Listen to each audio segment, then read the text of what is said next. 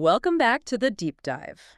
Okay, I have to be honest. When I first saw the topic for today, my first reaction was, well, it was hesitation. Hesitation. Really. You're usually the one who jumps right into the weirdest stuff we can find. I know, but we usually deal in, you know, hard data, clinical trials, peer-reviewed papers, tech specs, Yeah. concrete stuff.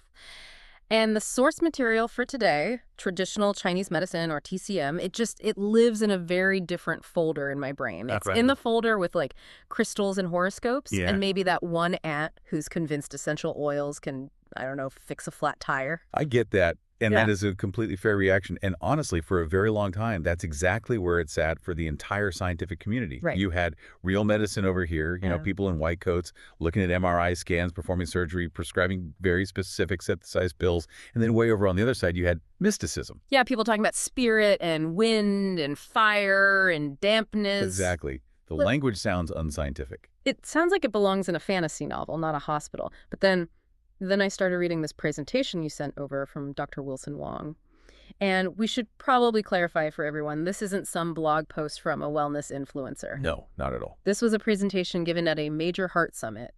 Mhm. And the way he frames it, it kind of broke my brain a little bit. Like a paradigm shift, isn't it, when you see it from that angle? It totally is, because his whole argument is that we should stop looking at TCM as magic.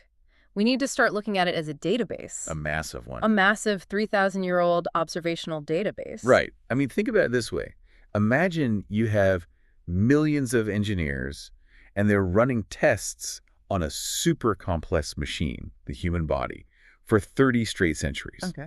But here's the catch. Cool. They don't have the user manual. They can't open up the case to see the wiring. They have no microscopes, no x-rays, but they are taking incredibly detailed notes every single day. So it's all just observation. Pure observation. If I press this weird button on the ankle, the headache goes away. Mm-hmm. If the machine starts making this specific humming noise, it's about to overheat. And if you do that for 3,000 years, you'd end up with a pretty accurate manual on cause and effect, even if you have absolutely no idea why the wires work that way. Precisely. And that right there is the mission for this deep dive. We aren't here to, chant or light incense. We are here to build a scientific bridge. A bridge. I like that. We're going to take that ancient observational data and we're going to see if we can translate it into modern 21st century biological reality. And some of those translations they're genuinely shocking. I mean, we are going to talk about a Nobel Prize that was basically hidden in plain sight in a 4th century handbook. And it's an incredible story. We're going to talk about how the FDA approved a cure for leukemia that was, for centuries, just considered a deadly poison. And we are going to look at actual neuroscience data from the NIH.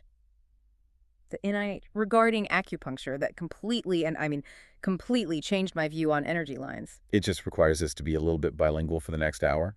Bilingual how? We have to learn to translate ancient poet into modern biologist. Okay, I can do that.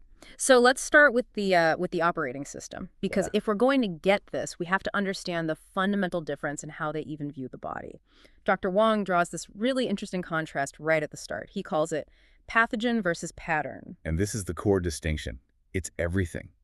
Western medicine is the mechanic, The mechanic. and it is unbeatable, absolutely world-class at identifying the specific bad guy, the virus, the bacteria, the tumor, the broken bone. It's like a car mechanic who finds the one part of the engine that snapped and knows exactly how to replace it. Which is fantastic if you have a snapped part. I mean, if I'm having a heart attack, I don't want a poet. I want a mechanic. I want a stent right now. Exactly. No question. But TCM looks at the body more like a gardener looks at an entire ecosystem. A gardener, okay? If a plant in the garden is wilting, the gardener doesn't just, paint the leaves green. They don't just fix the leaf. No, they check the soil. They check the soil. Is it too wet? Is it too dry? Is there enough sun? Is the pH balance all wrong? The gardener looks for the overall pattern of disharmony in the whole system. So in this model, a disease it's not an invader necessarily. It's a sign that the garden has gotten all swampy. Yes. Yeah. And if the garden is swampy, let's say your body is retaining fluid and feels cold, well, fungus might start to grow. Right. Western medicine, the mechanic, invents a brilliant new drug to kill that specific fungus. The mechanic approach. TCM, the gardener, asks, wait, why is the garden so swampy in the first place? Let's drain the soil and let some sun in. If you fix the environment, the fungus just can't survive. It's two totally different levels of analysis. Completely. Yeah. And that brings us to the tools the gardener uses. And the biggest tool, the one that like everyone knows but nobody seems to really understand, is yin and yang. The ultimate cliche. It really is. Honestly, I see the yin-yang symbol and I just think of a bad tribal tattoo from 1998. It feels like pure philosophy, not medicine. But the source material, it treats it like almost like binary code. That is exactly what it is. Forget the philosophy for a second. It's a binary sorting system for biological data. A sorting system. Yeah, go all the way back to the Shang Dynasty, 1600 BC. You're a scholar, you're observing the world, you start to notice that everything kind of falls into one of two opposing categories. The source breaks it down for us. Right, I'm looking at it. Yin, feminine, inside, cold, downward, the moon. Yang, masculine, outside, hot, upward, the sun. Okay. But how does moon and sun help a doctor treat a patient? That still sounds poetic to me. If I go to my family doctor and he starts talking about the moon, I'm probably finding a new doctor. Of course, you have to translate it into physiology. Think about the body's key variables: temperature, fluid balance, metabolic rate. Your body is in a constant, desperate struggle to keep all of those in a very narrow, happy range. We call that homeostasis. Homeostasis. Staying in the middle, not too hot, not too cold. Right. So let's translate yang into modern physiology. What in the body is hot, outward, and active? Your metabolism.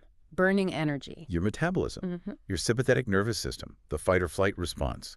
It burns fuel. It generates heat. It's activity. That is yang. And yin must be the opposite. Yin is the structural substance. It's cooling. It's resting. It's the parasympathetic nervous system, rest and digest. It's the body's fluids. It's the anchor. So, okay, let me see if I've got this. A patient comes in, they're shivering, they're pale, they're kind of curled up in a ball, and they're barely talking. But the data points: cold, Yin. inward. Yin. Why? When their biological temperature variable is just cranked all the way down. They have an excess of yin or maybe a deficiency of yang. The fire's going out. Exactly. And the opposite. A patient comes in, red-faced, sweating, maybe they're shouting high fever. That's all yang.